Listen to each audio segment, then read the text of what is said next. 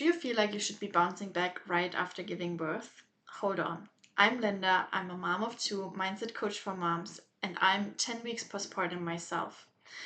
And today I want to tell you all about the 555 rule, which is a true game changer for postpartum healing and something every mom needs to know.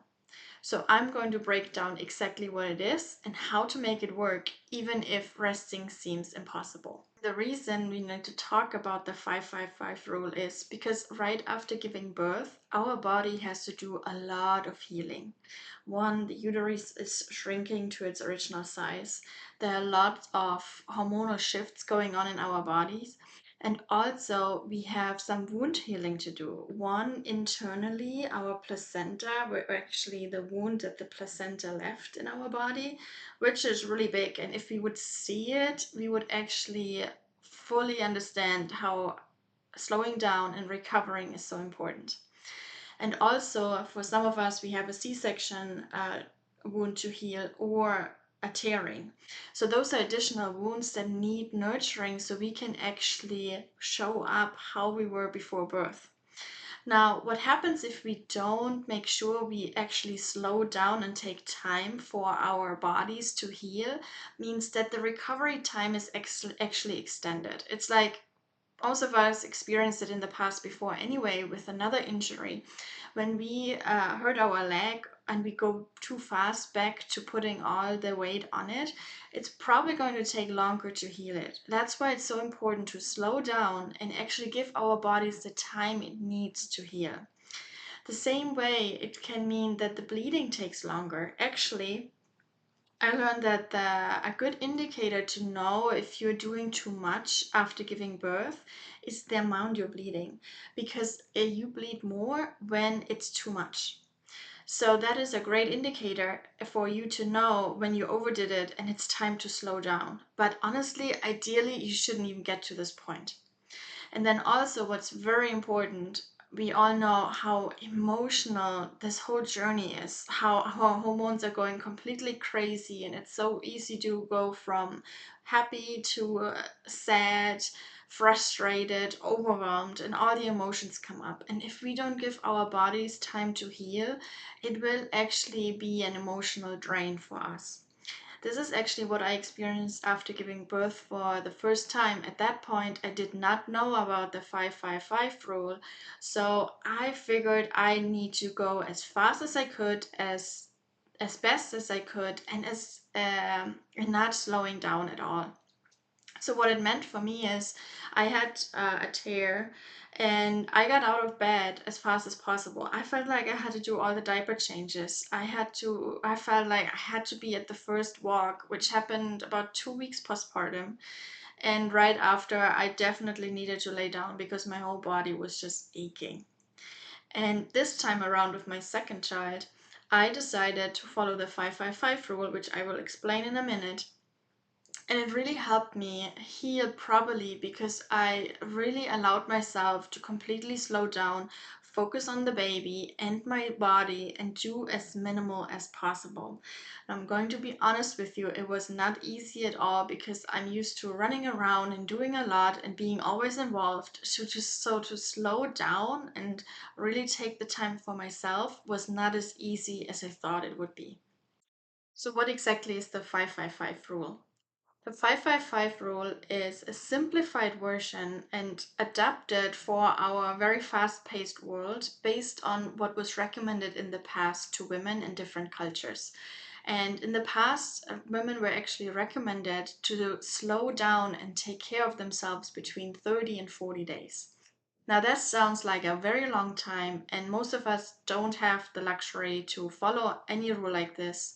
So, the 555 rule is something that has been adapted to one, easy to memorize it, and two, to make it more feasible because we're talking about 15 days versus 30 to 40 days. So, the 555 stands for 5 days in the bed, 5 days on the bed, and 5 days near the bed. So, what it really means is the first 5 days, ideally, you stay in bed. You really take care of yourself and heal. Now, I totally get with a baby, and especially with another child or children, it's much harder to do this.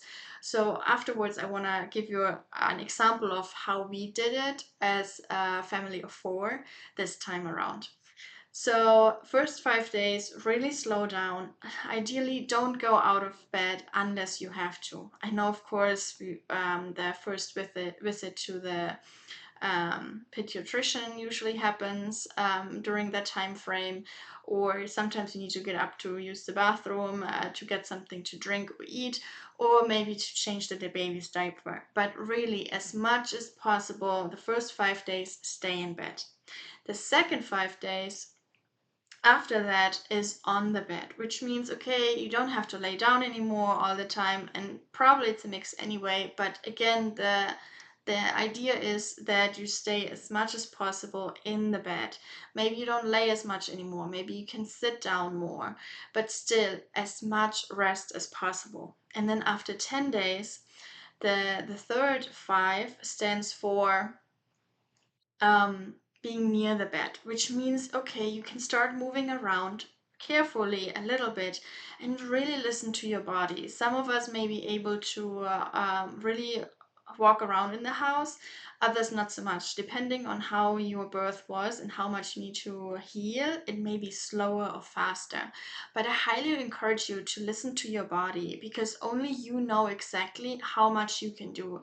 And again, an indicator can be how much you bleed, or if you feel any tearing, any aches in your body when you move around. That's something I experienced a lot in the first 15 days for myself. So anytime I could tell that my body needed additional rest, and after I was up for a little bit on my feet, I was like, okay, this was actually too much. I would lay down again, take rest, and then try again another day, and really take it as slow as possible. What it really allows you is to slowly recover. And the added on bonus is, if you do that, your focus is on yourself and your baby, which is most likely right next to you. So if you decide to breastfeed, then you can really focus on breastfeeding, on a lot of skin on skin time. You can make sure that you drink lots of water, have snacks readily available next to you so you can nurture your body. And this is really your focus in those first 15 days. Nothing else matters. So now the question is how to actually make it work, because I totally get it. It sounds amazing in theory, 5 days in the bed, 5 days on the bed, 5 days around the bed or near the bed. And yet, I totally get how difficult it can be, because let's be real, we have free life going on. So, how can we make it work with additional kids, with taking care of life in general? One, make sure you have some support. Ask family, friends, your partner to help you out.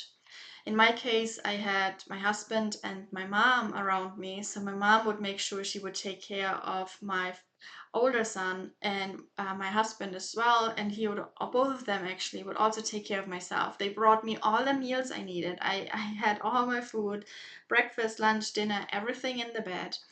They brought me my water when I needed it. They helped out with diaper changes, and it brought me anything I needed actually. So I could focus on getting out of the bed only when it was really necessary. Two, make sure you have water, like, or any other drinks that you want right next to you. So I had it set up on my night desk, so it was so full. I was like, oh my gosh, I need a bigger space, because this is not enough space, because I had multiple water containers.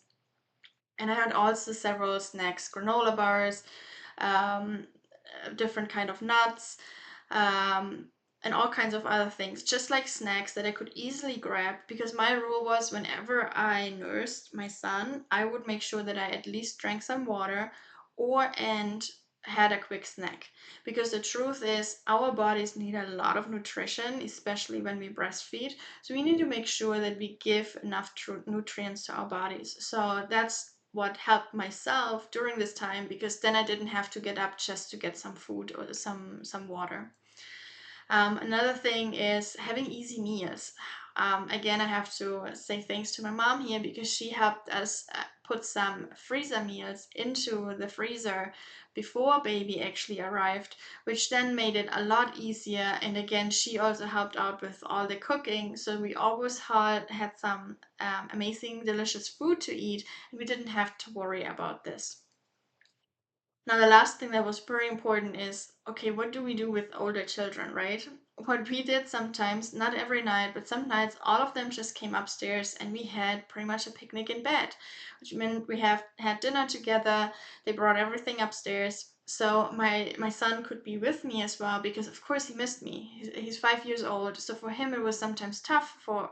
And at one point he actually asked me like, "Mama, are you ever going to come downstairs again?" I was like, absolutely, it's just for this time at the moment.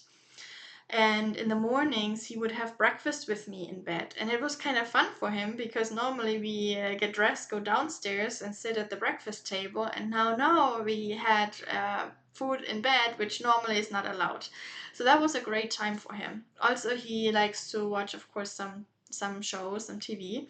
So sometimes I would just take the laptop and have him watch something right next to me, just to get a little bit of time with him, which meant we could really relax together, have some time together. He felt involved, and yet I could rest and didn't have to move around a lot. So to be clear and to be perfectly honest, like, it's not going to be perfect. And I totally understand that you may even have additional stuff going on. Maybe you don't have as much support. Maybe you have more children, and staying in bed that much is not possible.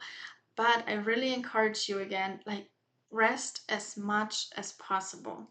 Even if you just remind yourself how, and be creative with it, how can you incorporate rest? Maybe it doesn't mean you can stay in bed, but maybe you can lay down on the couch because that's where life happens.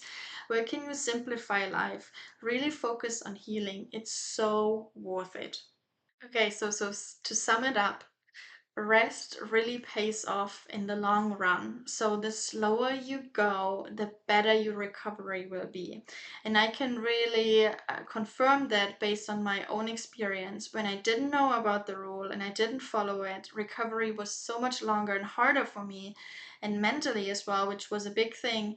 And now, following the rule, I feel like I bounce back so much faster, so that I can actually show up in here, for example, and create this video. I can show up so much more present for my sons because I recharged myself first.